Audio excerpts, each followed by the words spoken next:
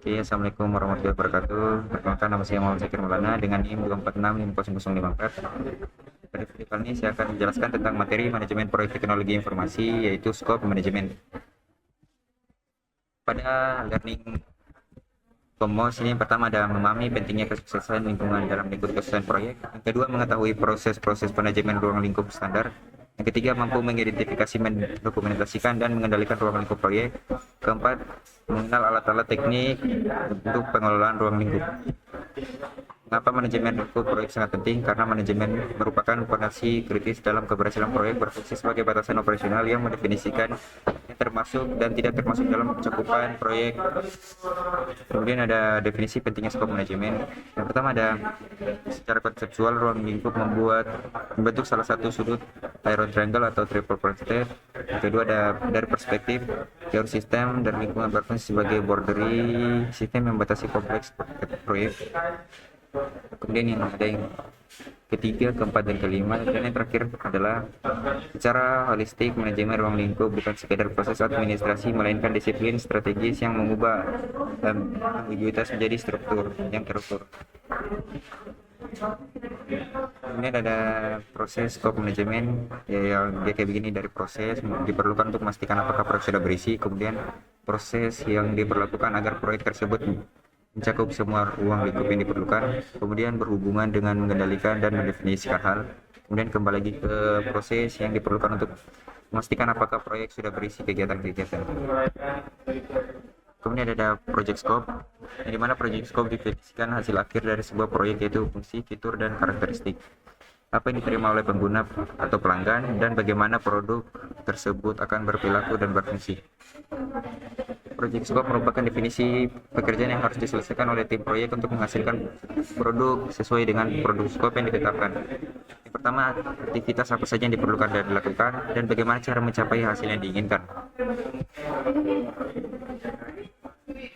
Yang pertama sini ada lagi project scope manajemen. Jadi seperti begini, project scope manajemen, definisi scope, create WBS, validasi scope. Kemudian ada plan scope manajemen.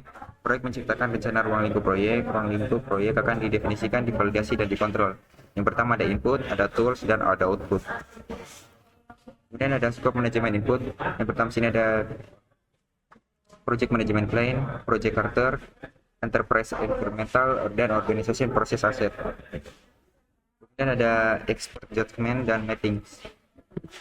Setelah itu ada scope management plan dan requirement management plan. Kemudian ada collect requirement.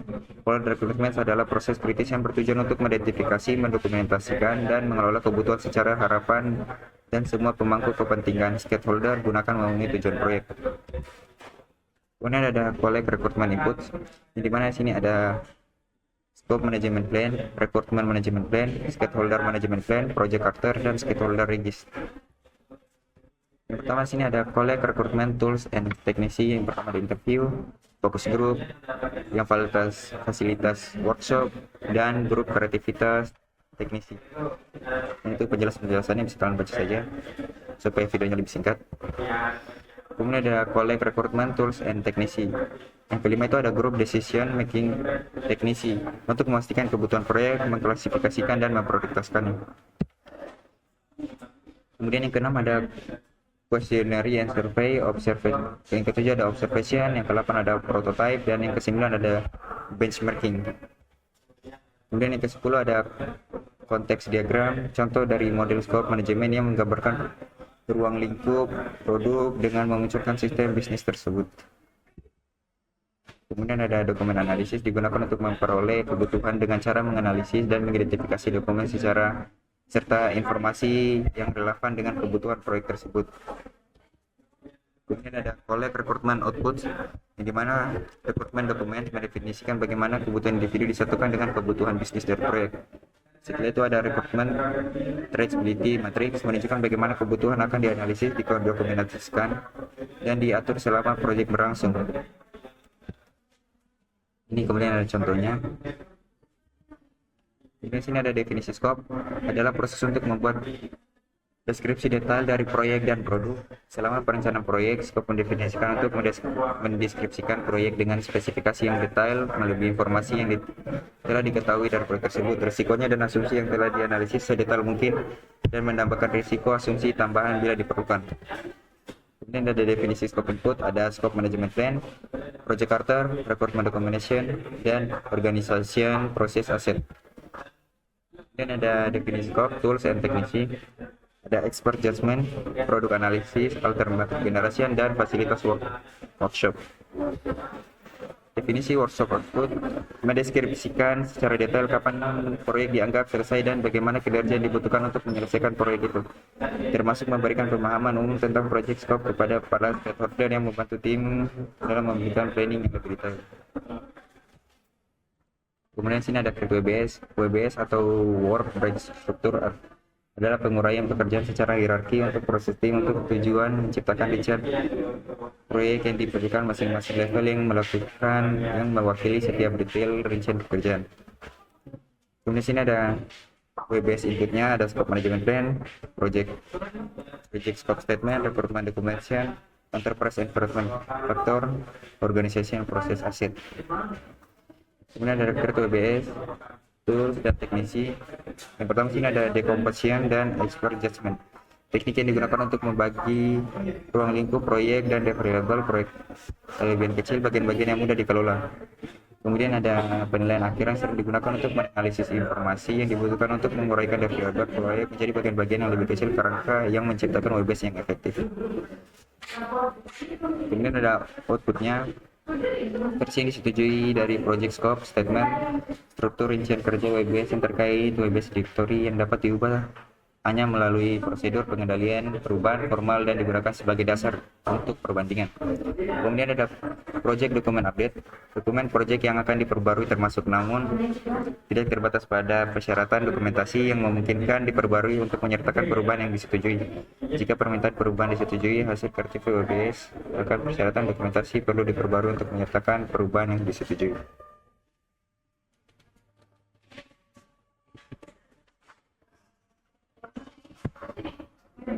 Project scope ini merupakan tahap di mana final project disertakan kepada stakeholder untuk diverifikasi bertujuan untuk kelayakan deliverable sesuai standar yang telah ditentukan atau tidak. Kemudian ada variable scope input yang dimana project management plan, ada requirement dokumen, requirement matrix, variable declarable, dan work performance data.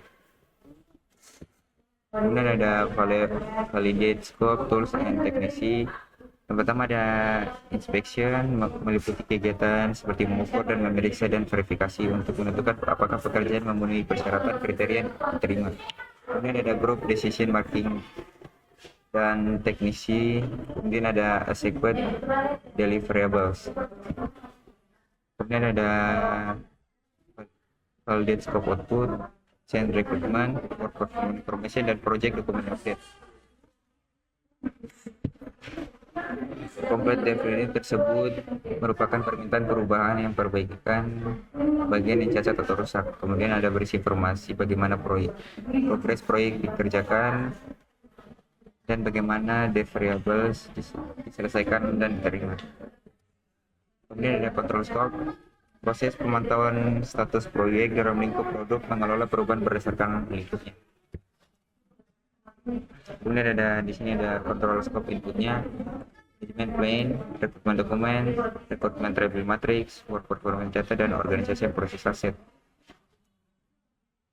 Untuk penjelasannya kalian bisa baca saja untuk mempersingkat waktu. Kemudian ada control scope, tools, dan teknisi, variance analisis, dan teknik untuk menentukan penyebab dan derajat perbedaan antara baseline dan kinerja aktual, pengukuran kinerja proyek yang digunakan untuk menilai besarnya variasi dan lingkup dasar. Kemudian ada control output, performance information, kinerja yang dihasilkan mencakup masih dengan tujuan dan proyek untuk dibandingkan dengan scope. Kemudian ada change record, dan kemudian ada proses manajemen plan update. Dan ada outputnya lagi, project document update, Dokumen proyek yang dapat diperbarui termasuk, namun tidak terbatas pada persyaratan dokumentasi dan persyaratan ketelusuran materi. Organization proses aset update. Aset proses organisasi yang diperbarui meliputi tetapi tidak terbatas pada penyebab varian, tindakan korektif, dan jenis-jenis lain. Oke, sini ada lampirannya. Kalian bisa lihat saja lampiran-lampirannya di sini. Oke, sekian, terima kasih. Oke, mungkin dari saya ada salah kata dan kekurangan mau dimaafkan. Wabillahi taufiq wal hidayah. Wassalamualaikum warahmatullahi wabarakatuh.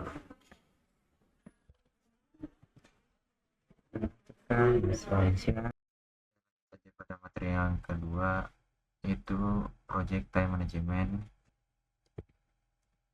Oke, yang pertama sini pentingnya jadwal proyek. Mestinya menyelesaikan masalah proyek tepat waktu sebagai salah satu tantangan terbesar mereka. Pada sebuah proyek, waktu memiliki fleksibilitas yang paling sedikit. Masalah jadwal adalah alasan utama bagi benturan dalam proyek, khususnya selama pertengahan kedua objek. Gaya kerja individu dan perbedaan budaya penyebab konflik jadwal. Satu dimensi dari tipe indikator Myers-Briggs berfokus pada sikap masyarakat terhadap struktur, batas, dan waktu.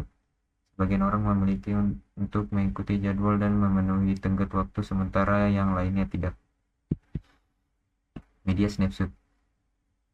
Beberapa dengan Olimpiade musim dingin 2002, perencanaan dan penjadwalan sangat berbeda untuk Olimpiade musim panas 2004 yang diselenggarakan di Athena, Yunani. Banyak artikel yang ditulis dengan upacara pembukaan memprediksi bahwa fasilitas tidak akan siap pada waktunya. Banyak orang yang sangat terkejut dengan upacara pembukaan yang menunjukkan bangunan baru yang indah, keamanan sistem transportasi, dan di Athena sangat luar biasa. Orang-orang Yunani bahkan membuat senang para kritikus dengan berpura-pura para pekerja konstruksi masih bekerja pada saat upacara dimulai.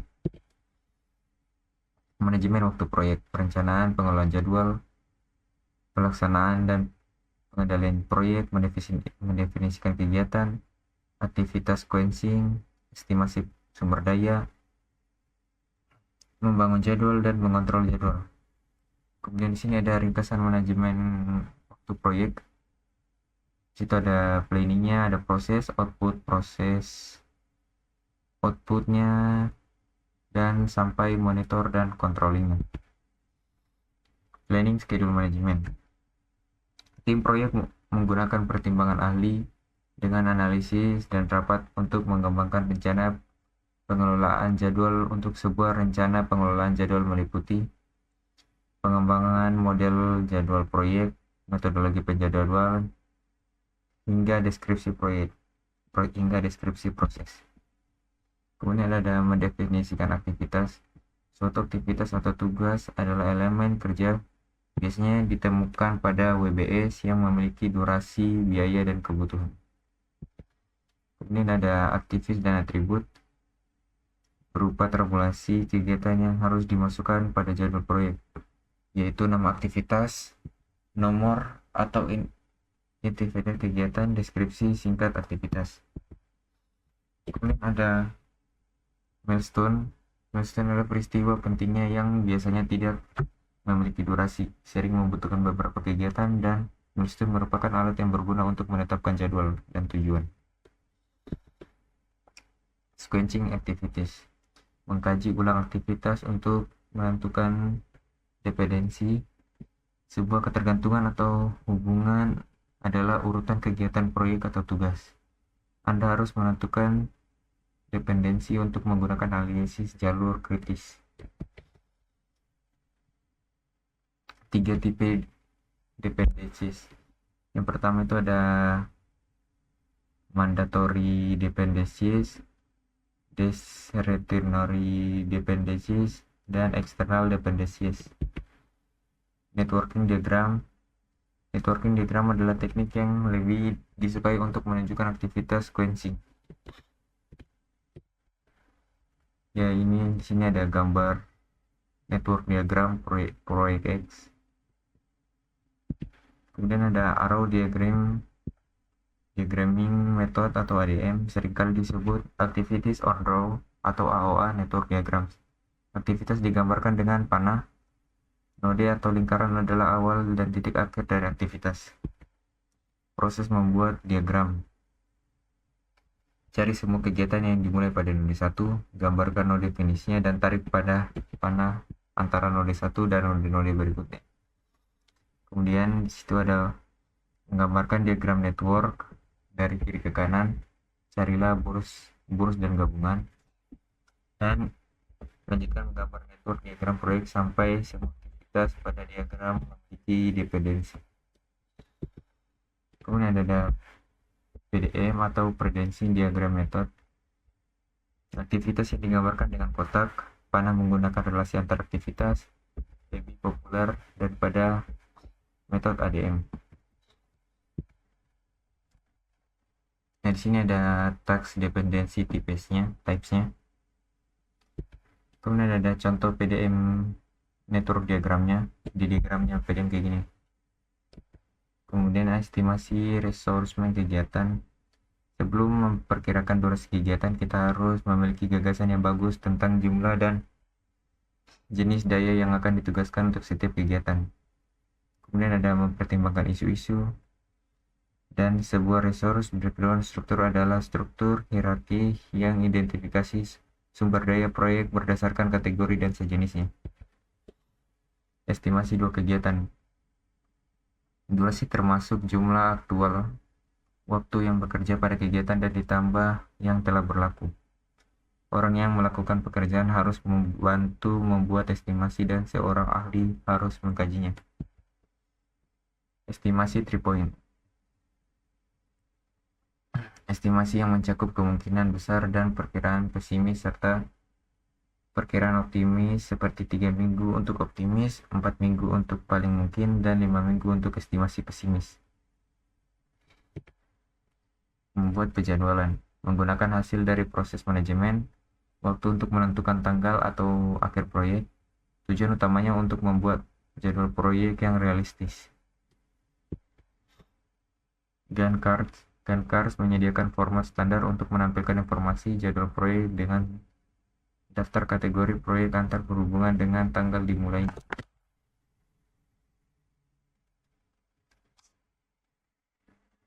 Oke, kemudian ada simbol yang digunakan. Simbol warna hitam, batang tip, dan panah.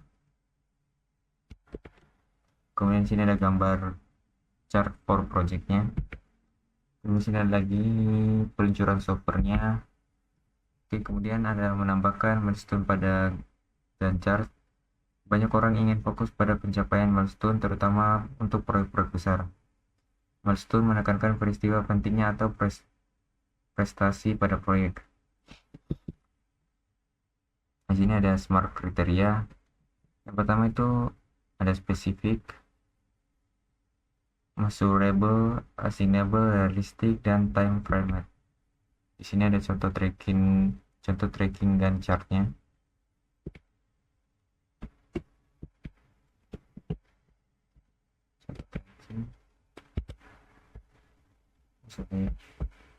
Oke, kita lanjut saja pada materi yang ketiganya.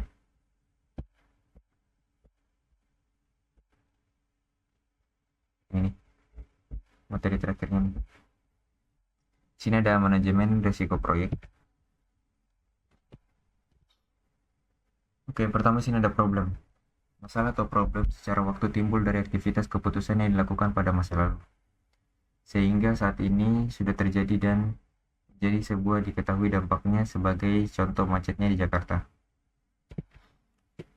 Sementara risikonya merupakan kejadian yang belum terjadi, baru merupakan perkiraan yang akan terjadinya pada saat nanti, apakah akan benar-benar terjadi atau tidak. Kemudian di sini ada 3 komponen yang berkaitan dengan risiko, yaitu efek, ketidakpastian, dengan sasaran. Oke, yang pertama sini risiko. Risiko menurut kampus, risiko adalah kemungkinan kerugian atau kecelakaan. Definisi risiko proyek adalah sebuah ketidakpastian yang dapat berdampak positif atau negatif bagi proyek. Tujuannya dari manajemen risiko untuk meminimalkan potensi risiko negatif sambil memaksimalkan potensi risiko positif. Manajemen risiko proyek mengidentifikasi, menganalisis, merespon risiko terhadap yang ada selama proyek. Kemudian di situ ada manajemen risiko.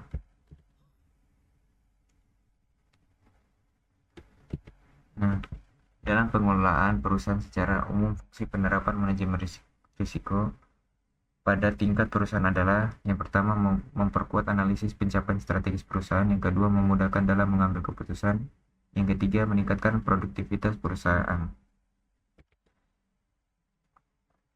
Selama proses manajemen risiko proyek, yang pertama itu ada perencanaan manajemen risiko, kemudian ke identifikasi risikonya, setelah itu ke melakukan analisis risiko kualitatif, habis itu dia ke melakukan analisis risiko secara kuantitatif, selanjutnya merencanakan respon terhadap risiko, dan monitoring dan pengendalian risiko. Perencanaannya yaitu ada 3, yaitu input, teknik, dan output. Inputnya faktor lingkungan, aset proses organisasi, hingga rencana manajemen proyek. Tekniknya planning, mapping, and analysis. Outputnya tidak metode, peran dan tanggung jawab, hingga definisi peluang dan dampak risiko. Identifikasi risiko. Di sini ada input, teknik, dan outputnya lagi. Kalau identifikasinya ini yang inputnya faktor lingkungan, aset proses organisasi, hingga rencana proyek risiko, rencana manajemen risiko. Tekniknya yaitu documentation review, brainstorming, DLP, hingga teknik diagram. Outputnya dia daftar risiko teridentifikasi, daftar respon potensial, hingga kategori risiko yang update. Sini ada lagi analisis risiko kuantitatif, aset proses organisasi, hingga risk register. Tekniknya dia ada penilaian probabilitas dan dampak risiko, hingga penilaian urgensi risiko. Outputnya dia ada risk register atau update. Selanjutnya di sini ada 3 juga lagi dari risiko kuantitatif, input, teknik, dan output. Di sini aset di inputnya aset proses organisasi, pernyataan ruang lingkup, hingga rencana manajemen proyek lagi. Tekniknya dia menggunakan data gathering, kuantitatif teknisi, dan outputnya menggunakan risk register atau updates. Nah, di sini ada lagi perencanaan respon risiko, input, teknik, dan output. Inputnya dia menggunakan risk management plan dan risk register. Tekniknya dia menggunakan strategi untuk risiko negatif dan ancaman, hingga strategi respon ketinggian. Outputnya dia menggunakan risk register update hingga risk related contractual agreement. Ini lagi ada pengendalian dan monitoring risiko. Inputnya dia menggunakan risk management plan, risk register, hingga performance report. Tekniknya dia risk assessment dan risk audit, hingga status meeting. Outputnya dia menggunakan risk register, requirement change, hingga project management plan atau update. Risiko negatif dan risiko positif. Risiko negatifnya melibatkan pemahaman terhadap potensi masalah yang mungkin terjadi dalam proyek dan bagaimana risiko tersebut dapat menghambat proyek. Positifnya, risiko yang dihasilkan oleh sesuatu yang baik kadang disebut peluang atau kesempatan.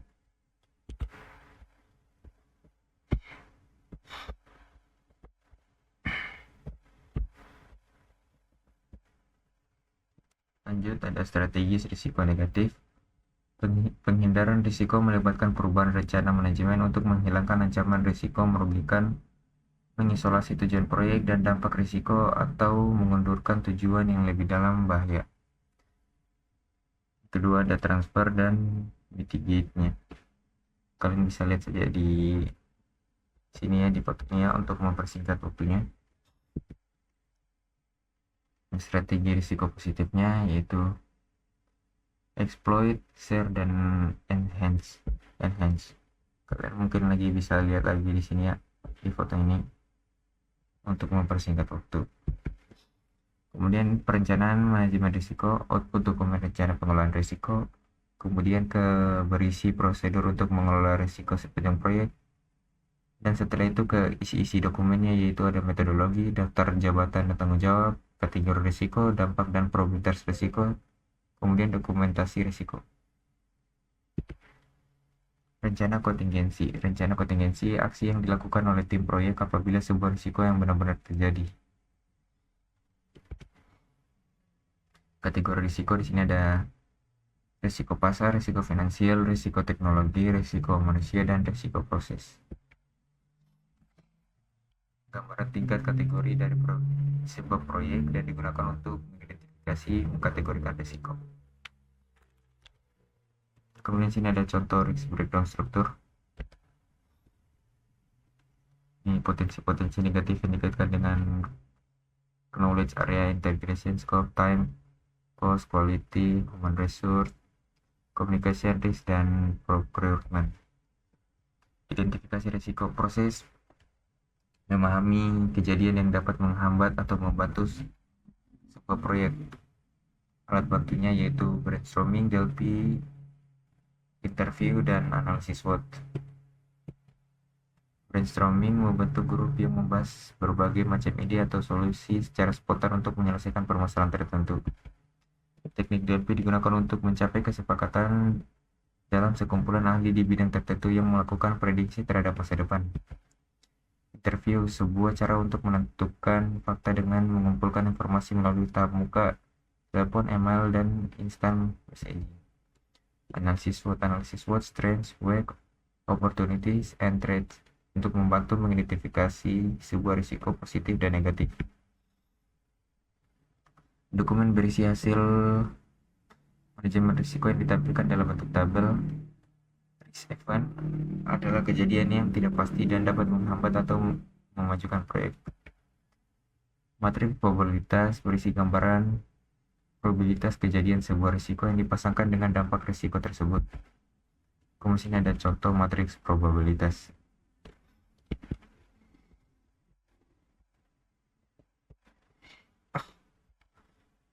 Di sini ada analisis kuantitatif risiko. Metode yang digunakan analisis destination tree, simulasi, dan analisis sensitivitas. Decision tree adalah diagram analisis yang membantu dalam memilih sebuah situasi yang hasilnya belum pasti. Kemudian ada menghitung EMF. Yang pertama, masukkan probabilitas terjadi karena sebuah risiko. Yang kedua, masukkan nilai finansial dari dampak risiko tersebut. Yang ketiga, kalikan nomor 1 dan nomor 2. Contoh kasusnya, sebuah perusahaan melakukan analisis kuantitatif risiko proyek pengembangan sistem informasi yang akan mereka laksanakan. Proyek tersebut mempunyai dua kondisi kemungkinan. Kondisi kemungkinan pertama adalah proyek yang akan berhasil mencapai tujuannya, dan kondisi kemungkinan kedua adalah proyek akan gagal. Kemungkinan proyek akan berhasil sebesar 70% dan kemungkinan proyek akan gagal 30%. Jika proyek berhasil, perusahaan akan mendapatkan laba $20, dan jika proyek gagal, perusahaan akan rugi sebesar $8.000. Hitunglah estimasi nilai keuangan proyek pengembangan sistem informasi tersebut. Diketahui tipe proyek pengembangan sistem, kondisi kemungkinan berhasil 70%, laba $20.000. Gagalnya 30%, $8.000 artinya. Ditanya estimasi monetary value atau EMF proyek. Jawabannya begini. Untuk mengerjakan soal di atas, kita perlu ingat kembali bahwa EMF dihitung dengan menjumlahkan hasil perkalian kemungkinan, probabilitas, dan dampak impact. Dari sebuah kondisi, kemungkinan dari proyek dari langkah pertamanya kita akan dituliskan kembali ke dalam bentuk tabel. Yang pertama situ ada kondisi gagal. Kondisi gagal 30% sama dengan 0,3, dan kondisi berhasil 70% sama dengan 0,7. Nah, jika 100% itu maka akan menghasilkan 1. Nah, dikalikanlah 20.000 dan 8.000 ini.